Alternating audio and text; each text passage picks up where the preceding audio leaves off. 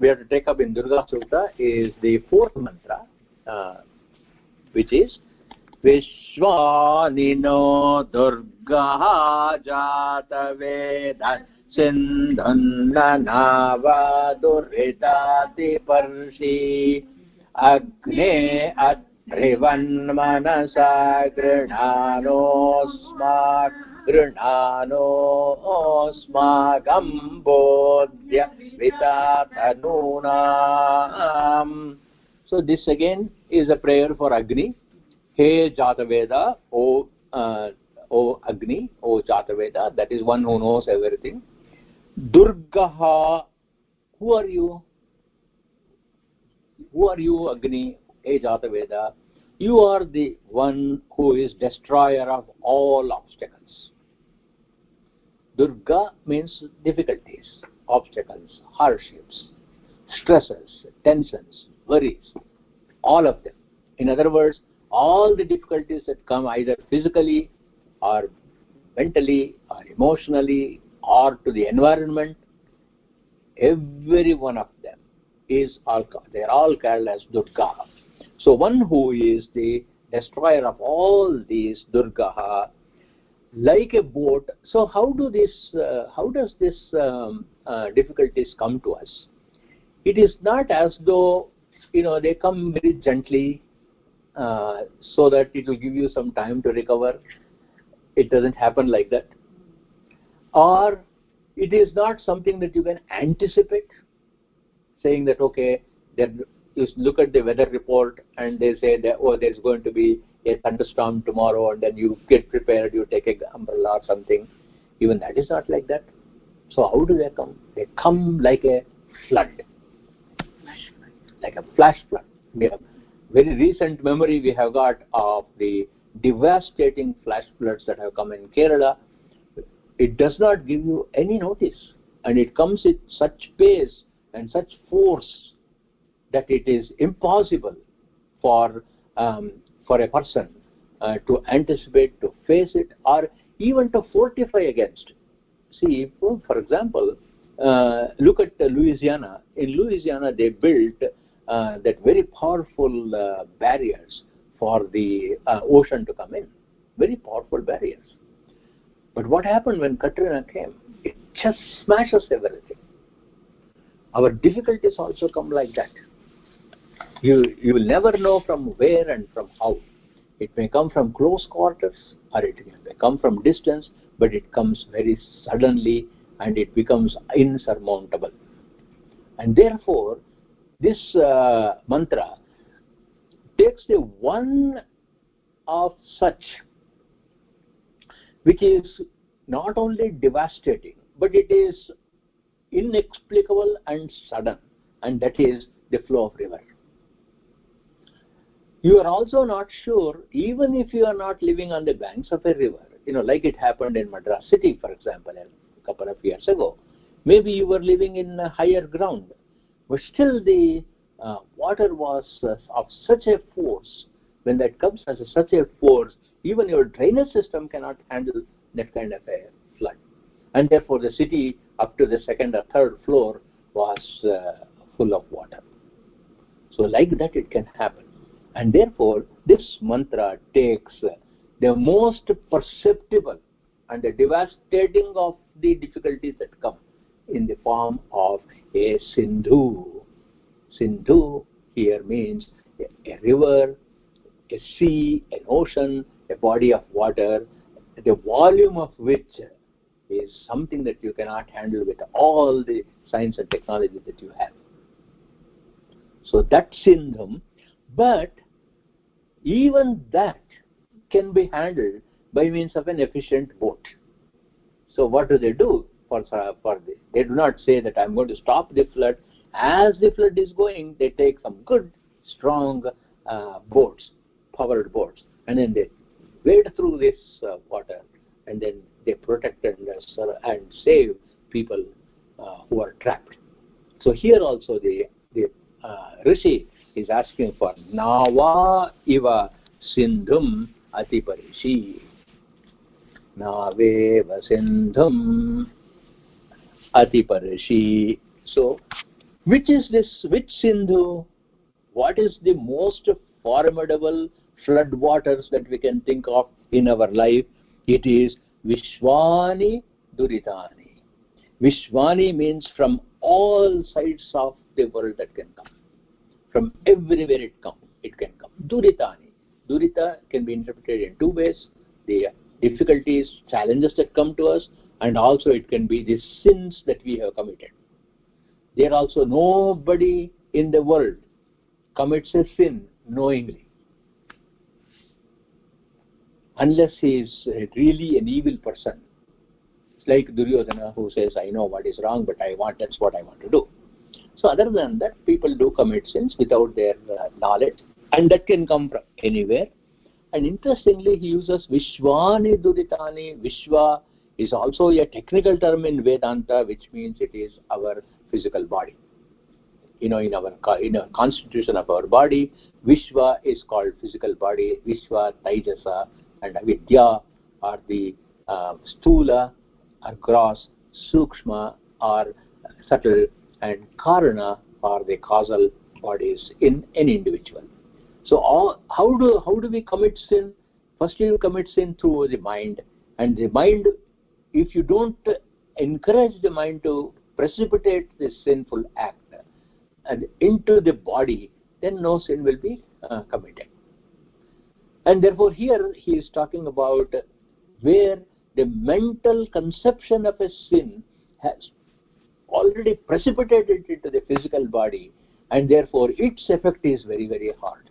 Its effect on oneself and on others is very harsh. And so he uses the word Vishwani Duritani.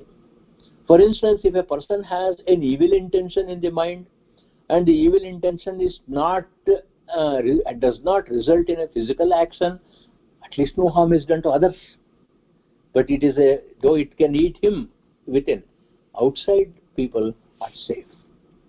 And therefore we are saying that which has actually transferred into the physical act, Vishwani Duritani, and all of them. So what are these things that can translate itself?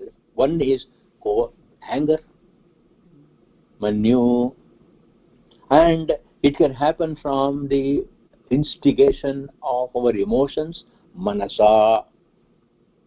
It can come because of a incorrect use of the vocabulary we have by using bad words. Everybody knows bad words.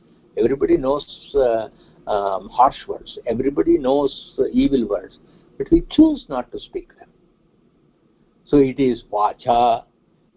Then we may be tempted to grab things that we should not, hastabhyam. We may be going to places that we should not go, padabhyam. Or we may be doing the sexual indiscretions. So all of these things are called Vishwani Duritani.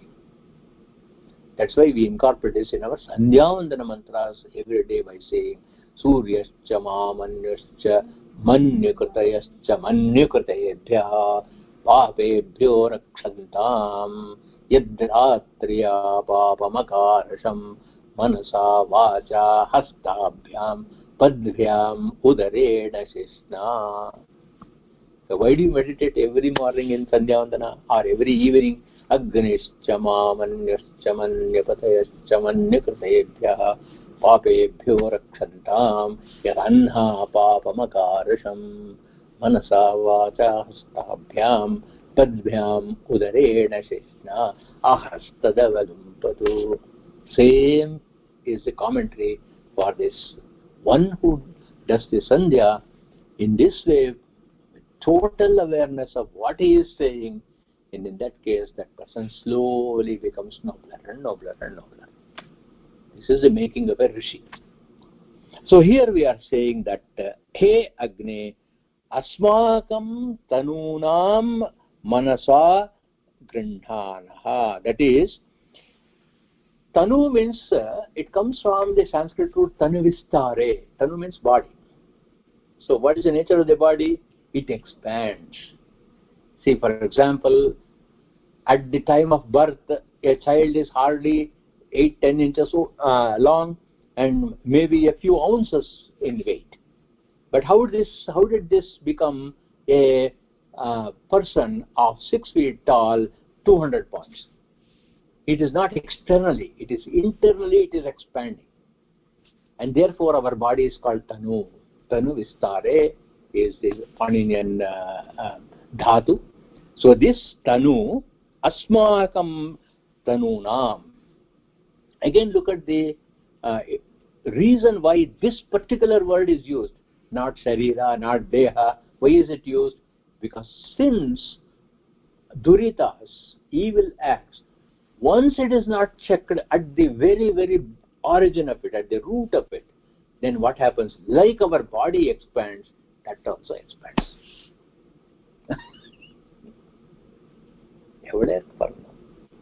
And therefore, the sage uses the word Tanunam.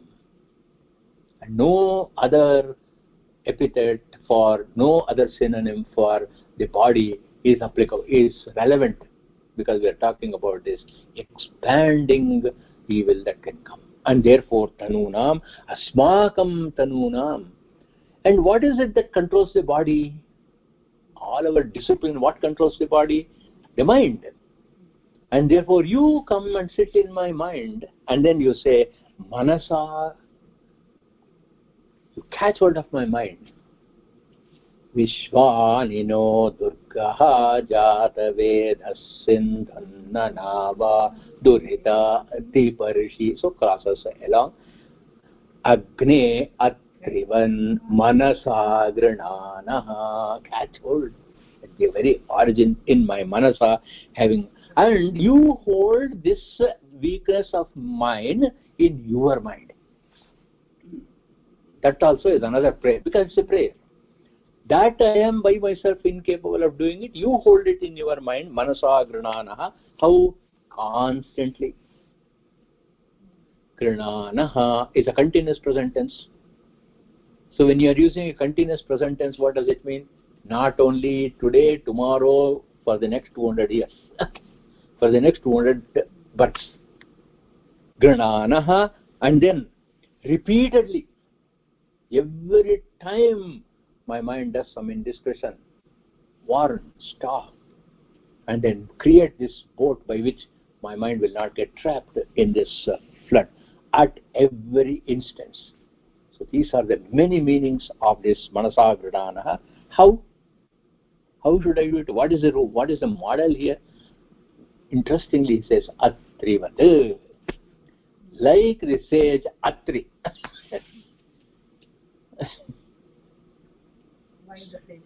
I'll come to that. That is why he uses the word Atrivat, like the sage Atri, make me control my mind. So Atrivat has got two meanings. One is the sage Atri, that is the meaning of this mantra. Another is Atri, not three. Not three can be thought of as the way in which Shiva's trident will actually pierce through the three difficulties that come in my life. That is the Tapa Trayas, that is coming from the environment or the Bhautika, coming from the fate and luck, bad luck, etc., or the Daivika, and coming from within myself, Adhyatmika. Those three pierce through like the Atrivata, And then, not only that, how should you do it? Bodhi. Avita Bodhi. Avita also comes from the root Ava Rakshane. That means by protecting. Avatu. Avita is a very special form of the verb in the Vedic usage. This is late Vede. This is the late Lakara. So Avita Bodhi, that is, you guard me very consciously. That is, I will do it. I have got a lot of things to do. I have many people to take care of, many, millions of beings to control. So what about you? You are an infinitesimal part of my job description. Therefore, don't do like that. Make sure that I am watched every single moment. So what is the summary? We are always committing sins, all the time, with our body, mind, and mentally. And then many times we commit all these things without knowing that we are doing it.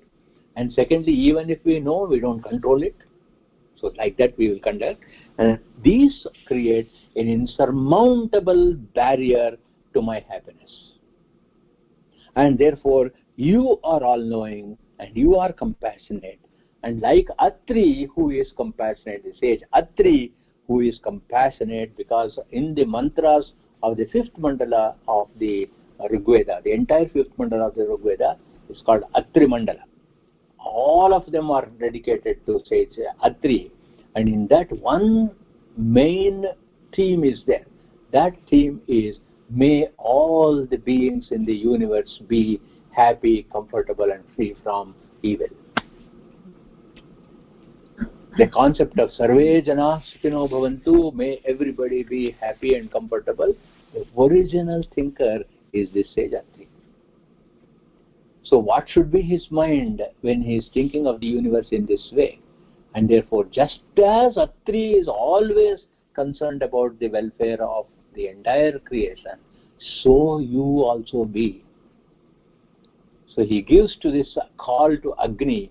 For you, there is an immediate reference as to how a person should live in the form of Atri. So you also, Agni Deva, like Atri, protect us by taking us safely across the turbulent sea, the turbulent waters of difficulties.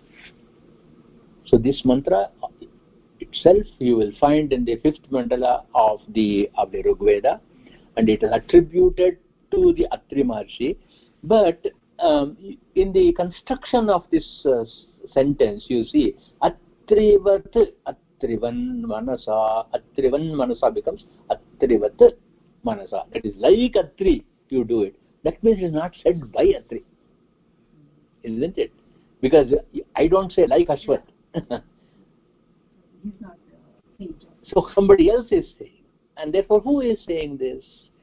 This particular mantra has been assigned to a rishi called Vasushruta Atreya. So the last name Atreya, it can be assumed in two ways. He could be one of the sons of Atri, or he could be a disciple of said Atri who has assumed his lineage, the Gotra. That is a little more likely, because if he is a direct son of his, he would have said like my father Atri. Or like my grandfather. Or my grandfather, or my... no, and not only that, he should be a contemporary. Because when you take an example of somebody, then that person must be your contemporary, which means you have seen him or you have heard about him. Mm-hmm. And therefore, this Vasushruta Atreya is probably a student who has been seeing Atri Maharshi for many, many, many years and contemplated with him, and he has seen the quality of this person and says, right in amidst us, there is a role model who has lived like that, and therefore you please be like that. So it is a natural way of people saying, how good are you, how noble are you?